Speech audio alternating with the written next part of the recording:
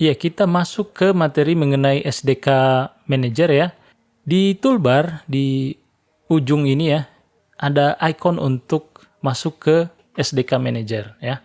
Kalau kita klik, nah SDK Manager ini akan menampilkan komponen-komponen SDK yang sudah terinstall di komputer kita.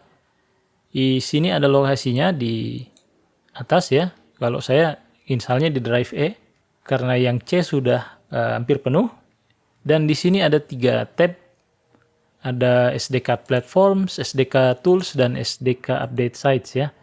Ini biasanya yang SDK Update Sites tidak perlu dirubah. Barangkali kalau ada yang dirubah itu biasanya di sebelah sini antara SDK Platforms dan SDK Tools. Dan di sini kita bisa melihat ada berbagai versi SDK yang bisa diinstal di komputer kita, mulai dari versi 21 ya, Eclair, sampai yang terakhir yang versi preview. Jadi yang belum dirilis ya. Versi Upside Down Cake ini masih preview, kemudian sama juga Tiramisu Privacy Sandbox masih preview. Nah, yang stabil terakhir itu adalah versi 13 ya, Tiramisu dengan API level 33. Ini statusnya partially installed. Itu maksudnya apa? Kita bisa cek di sini centang show package details. Nanti dia akan menampilkan apa saja yang sudah terinstall di sini ya.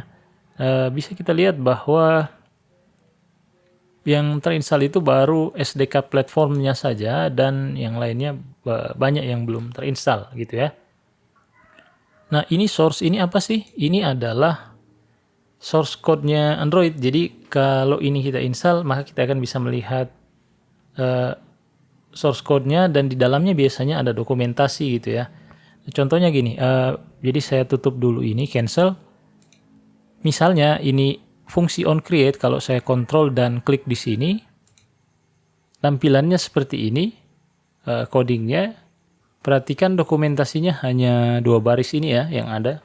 Jadi untuk onCreate hanya 2 baris yang ada. Ini kita tutup dulu ya. Tutup, kemudian kembali ke SDK Manager dan kita install source yang Android 33.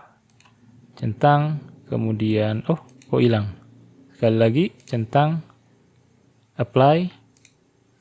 Ya, oke, dia akan download kurang lebih 46 mega.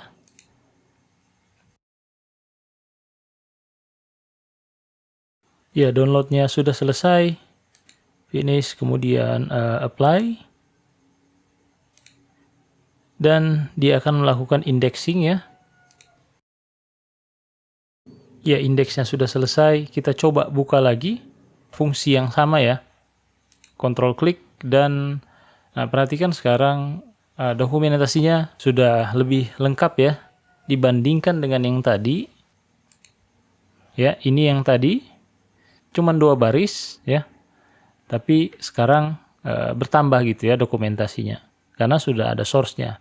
Jadi kalau menurut saya pribadi ini sangat membantu ya. Jadi biasanya kalau saya suka install yang source-nya tadi ya.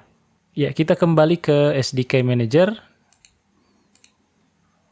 Kemudian ini ada sistem image. Ini untuk Android emulator yang akan jadi pembahasan kita selanjutnya.